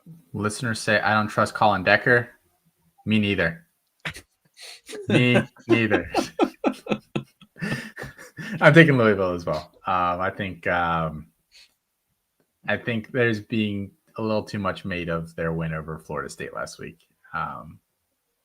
Personally, a little bit of an overreaction. Vanderbilt at Alabama. It's time to see if Vanderbilt is a little overrated at this juncture in the year, or they're a contender here in the SEC. Alabama 11.5-point favorites. Colin, you want to lead us off on this one? Yeah, give me Alabama here. I think Alabama is gonna work Vanderbilt here. Everybody really highlights that loss to Vanderbilt last year as like just such a huge loss for Alabama, and like they talk about it all the time. I think this is a their revenge spot. I mean, and I think Alabama's gonna work them. Chris? Alabama can't run the ball At all. Like, they're terrible. That doesn't matter because Vanderbilt's bottom 30 in passing defense. And I think they're worse than that because they've played some really bad teams. Like, this could be a bottom 10 secondary in the country. I think Ty Simpson throws all over the yard. Ty Simpson, who has been good this year, by the way. And not just, he's in Kalen DeBoer's offense good. He's actually been okay. And I think he should get a little bit of credit for that personally. Either way, I think he gets the credit here when they cover this 11.5. This is a tough one because I think Alabama under DeBoer thus far, I'm not saying this is a defining characteristic of his tenure here at Alabama, but there are just random weeks where they just totally lay an egg. And you never really know when it's going to come. I will say I think the loss last year probably helps focus that team a little more this week. I like Alabama in this game. I think they win this game. I'm a little iffy on the 11.5. The fact that it's at home does push me over and think that Alabama can cover, but I don't feel that great about it. I'll be totally honest. I don't think that they, quote unquote, work them, whatever the heck that means. You know exactly what it means. Is this what it means? Nobody knows what it means, but it's provocative. That is exactly what it means. Sorry, Colin. You brought this on yourself. Texas 5.5-point favorites at Florida. I saw a tweet earlier today that said that this game might set quarterbacking back at least half a century. Colin, or actually, we'll go to Chris first on this one. Chris, who do you like in this game? I actually think it might even be lower than 5.5 now. Florida's been getting bet like crazy over the last like 24 hours ish. I get it. The defense is good. Texas's offense has not been good. Arch Manning looks like a deer in the headlights. A little concerned about that. I just think the Florida offense is like real, just like unsolvable problems. Like I think we can solve Texas problems. I don't know that we're going to be able to do that for Florida. It's just really, really broken. So this is a game where just like I think it goes way under the total, and maybe Texas gets home on like a 17-10 victory. Yeah, I could definitely see that. I feel like this is a huge, huge game for Florida and Billy Napier. If this team comes out and they just look flat, it's quit watch. It's quit watch city. But if they come out at home against Texas, they look up for it, they can stop Texas a couple times early. I could see this being a closer game. I don't think it happens. I think Florida's on quit watch. I think Texas is going to beat them by a touchdown, 10 points. So getting them at 5.5 or less, I like it. I like Texas as well. I do think Texas is getting closer to figuring it out. I think at least Texas has the potential to be multifaceted offensively, to be able to get the run game and to an extent the pass game going enough where there's at least some problems for defenses, whereas Florida really can't right now. So I think that's the difference in this one, even though it is at Florida. And then the last one here, Miami at Florida State. Big, one of the trifecta of Florida rivalries here. We have about a minute and a half left, guys. So, Chris, who do you like in this one? Miami's 4.5 points favorites, by the way. I put the graphic up, but I like Miami. I think the Florida State defense is pretty bad. I think Miami's defense is okay. And while Carson Beck's performance last time out was not encouraging, I'd much rather put the ball in his hands of Thomas Castellanos, and I think Miami covers this number. I think it could be a blowout. I don't know if I see a blowout, but I think Miami covers this number. Austin highlighted it a little bit earlier too. I think Miami's defensive line is going to give Castellanos fits. So give me Miami here. I like Miami as well, actually. But I mean, I think Florida State was looking ahead last week. So, it's not like I think they're crumbling or anything. All right. Well, that's going to do it for this week's episode of the Tailgate, guys. Thank you to everybody who tuned in. Good luck in your fantasy matchups, with your betting, with all that stuff. We'll be back. Well, I'll be back tonight after the games to break down some of the action. And we'll see you guys next week. Thanks for tuning in.